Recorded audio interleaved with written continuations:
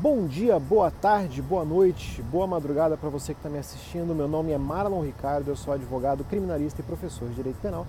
E há muito tempo eu não tinha tantos pedidos para gravar um vídeo, não sei por que isso deu tanto problema, mas tendo em vista os pedidos que vieram pelo Facebook e pelo Instagram, eu resolvi gravar esse vídeo mesmo nesse momento. Eu estou de férias, estou aqui no Rio Grande do Sul, estou aqui em Porto Xavier, Rio Grande do Sul, minha cidade natal.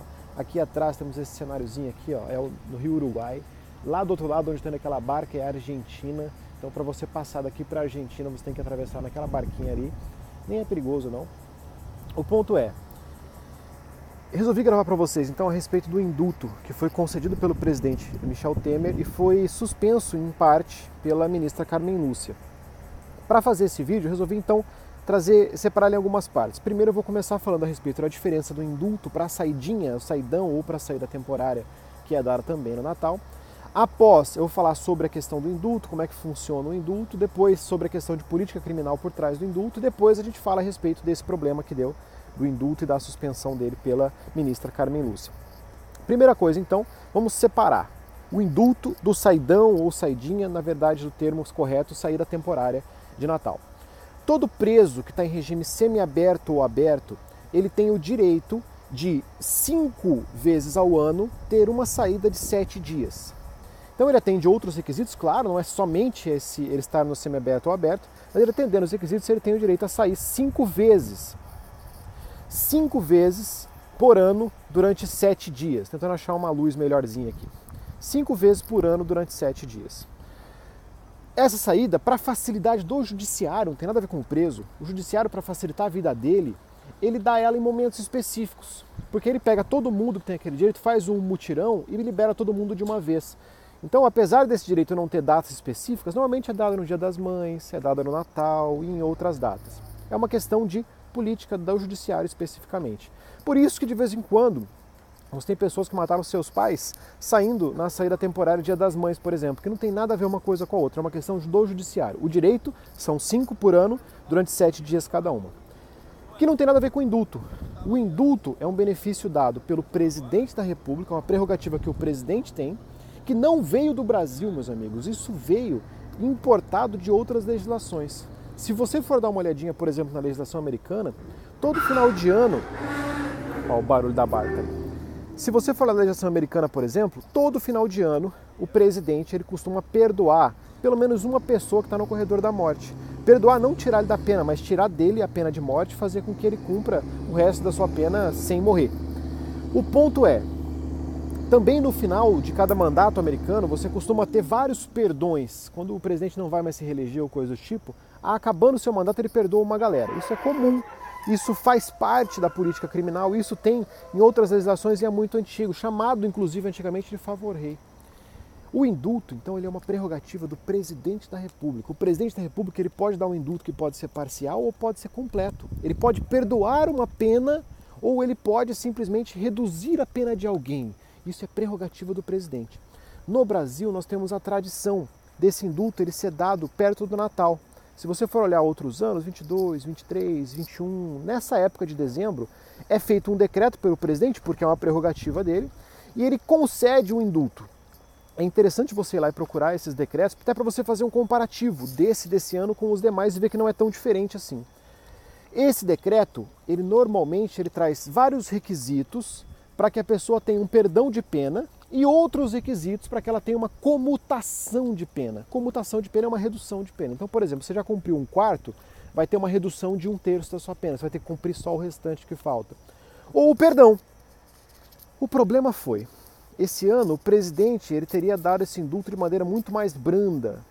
E essa brandeza que ele fez com que fosse suspenso. Vou falar um pouquinho para você sobre a lógica por trás do indulto. Logicamente que isso é uma opinião pessoal, pessoal, não estou falando nada específico, isso aqui não é o objetivo de dar uma aula, é uma opinião mesmo. Quando nós tivemos, em 1940, quando saiu o nosso código, e antes quando nós tínhamos outros códigos, assim como nós temos a nossa LEP, Legislação de Execução Penal, Lei de Execução Penal, eles prevêem situações muito específicas. O nosso direito ele é um globo, o nosso direito ele tem que ser analisado de maneira geral. Então, quando você pensa em uma pena, você tem que pensar nessa pena e no cumprimento dessa pena de acordo com a nossa legislação específica, que é a LEP. Quando você olha para a LEP, um cara que ele preso e tem que ficar em regime fechado, ele deveria ficar em uma cela de pelo menos 6 metros quadrados, com banheiro e dormitório individual e com condições de salubridade. É isso que a nossa lei de execuções penais determina. Assim que todos os presos brasileiros deveriam estar. Isso é que a lei diz, não sou eu que estou falando. Quando você pensa em criar uma pena, então eu pensei, vou criar o crime de homicídio. Qual que vai ser a pena do homicídio? De 20 a 30 anos.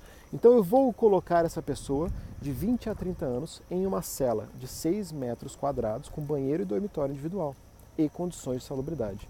Quando você tira isso da lei e coloca na nossa realidade brasileira, as nossas celas, elas têm 10 metros quadrados, 12 metros quadrados, com 60, 70, 80 pessoas dentro, com um banheiro, com um buraco no chão para o cara cagar e fazer xixi, com um caninho que sai um pouquinho de água e com dormitório 3 ou 4 ou 5 ou 6 ou 10 dormitórios, mas com certeza sem dormitório para todo mundo.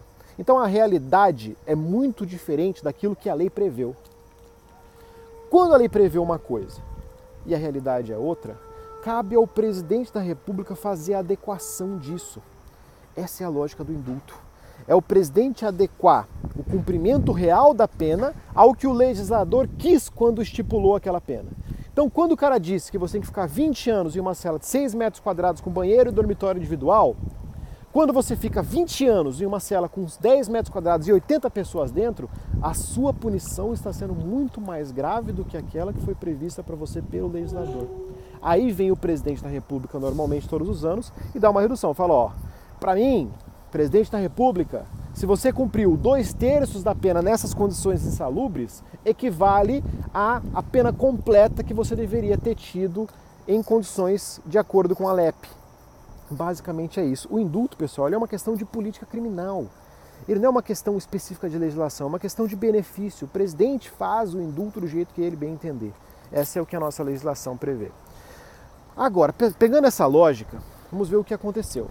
O presidente da República, ele reduziu alguns benefícios, eu não vou falar de todos aqui, alguns benefícios relacionados ao indulto, e essa redução ela foi considerada de forma liminar e inconstitucional pela ministra Carmen Lúcia, que está de plantão agora.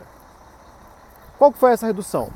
Basicamente, a principal redução foi que ele reduziu para pessoas não reincidentes e que tenham cometido crime sem violência ou grave ameaça, que já tenham cumprido 1/5 da pena, ele deu o perdão. Ano passado, esse perdão era das mesmas condições, mas era para 1/4 da pena, que é um pouco mais do que 1/5. Essa foi a grande redução que foi dita inconstitucional pela ministra Carmen Lúcia. A questão é, pessoal, o que nós estamos diante, agora eu estou chegando na parte da minha opinião, nós estamos diante de uma situação onde o indulto ele é uma questão dada ao presidente da República, ele faz do jeito que ele bem entender. Aqui o presidente da República está limitado em relação ao indulto, ao meu ver, ao bom senso. Apenas ao bom senso. Ele não tem amarras constitucionais a respeito de quantidade de perdão que ele tem que dar, tanto é que ele dava 1/4 até o ano passado, e todos os outros davam 1/4 até antes dele, e agora resolveu dar para 1/5. Então não tem grandes mudanças. Ele está amarrado apenas ao bom senso. Como nós temos toda essa situação de Lava Jato, aqui no Mato Grosso do Sul, lá no Mato Grosso do Sul nós temos a lama asfáltica, em cada estado tem a sua operação, e esses crimes são crimes sem violência ou grave ameaça à pessoa, porque em sua maioria são corrupção, concussão, lavagem de capitais e afins, se entendeu que esse benefício ele foi aumentado para beneficiar esses caras, o que com certeza vai acontecer. Esses caras eles vão ser beneficiados, assim como qualquer pessoa no Brasil que tenha cometido um crime sem violência ou grave ameaça contra a pessoa. Talvez tenha sido feito em relação a esses caras. Ao meu ver, pode até ter sido feito em relação a esses caras. Mas o nosso ponto é a questão técnica. O indulto ele é um benefício de política criminal, não um benefício especificamente legal. O indulto legalmente não tem amarras. Então, se ele não tem amarras, ele está limitado ao bom senso. E o bom senso não é inconstitucional. Falta de bom senso não é agressão à Constituição Federal. Quando se diz que o presidente ele não pode interferir em relação a essas punições, dar esse perdão, deveria ter retirado do presidente a possibilidade de indultar. Quando se coloca o presidente a possibilidade de indultar, ele tem sim a possibilidade de dar o perdão e interferir em um trabalho que foi feito pelo judiciário. Isso é a questão daqueles pesos e contrapesos que nós temos. Nenhum poder é completamente independente, ele é vinculado de alguma forma a outro poder que pode lhe segurar. Assim como o judiciário pode interferir no executivo com uma decisão judicial contra um ato do executivo, como nós estamos vendo agora, o executivo intervém no judiciário com um indulto, perdoando pessoas que ele julga serem necessárias esse perdão em certos momentos. Esse indulto ele nem mesmo precisa ser feito no final do ano, ele pode ser feito em qualquer momento. A graça, nós temos o indulto e a graça, são duas coisas que são idênticas. A diferença é que a graça ela é individual e o indulto é coletivo. Alguém pode fazer um pedido ao presidente e falar assim, presidente, eu fiz as minhas besteiras na vida, mas já cumpri um monte de pena aqui, eu estou com um bando de problema, estou tudo quebrado, eu gostaria de pedir para o senhor a graça, que o senhor perdoasse a minha pena. E esse presidente ele pode conceder a graça, porque é uma prerrogativa do presidente da República. Então, ao meu ver, nós estamos diante de mais uma decisão do STF política e não jurídica.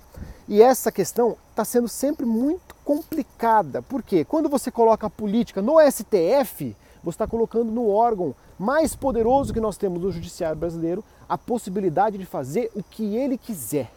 Se ele não está mais amarrado à Constituição, ele pode fazer o que ele bem entender. E dar poder demais a alguém fere essa questão dos pesos e contrapesos. Se o STF pode tudo e não pode ser limitado pelo Executivo ou pelo Legislativo em algumas situações, nós temos um problema muito sério. Então, vocês deu para perceber, a minha opinião é que não é inconstitucional, apesar de, ao meu ver, ser até imoral, já que o objetivo talvez seja atingir esse pessoal, mas não é inconstitucional e, portanto, não deveria ter sido suspenso. Muito obrigado por ter assistido até aqui, pessoal. Um bom final de 2017 para vocês, que 2018 seja maravilhoso para todos nós e nos vemos em 2018.